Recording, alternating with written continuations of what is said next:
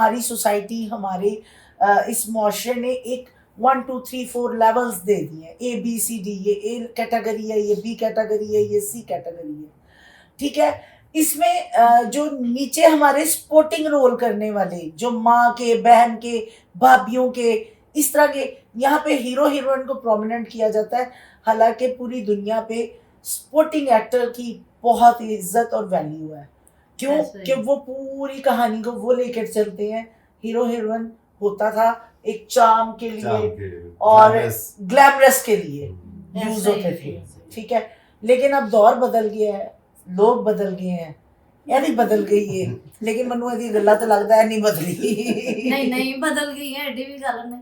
ہاں, تو جدید دور میں آپ کو اس کے پرانے ایسے ایسے واقعات تھیٹر کے شغلی آپ کو سنائیں گی, بلکہ اپنے منہ سے ہی سنائیں گے, یہ بستی پروف ہے.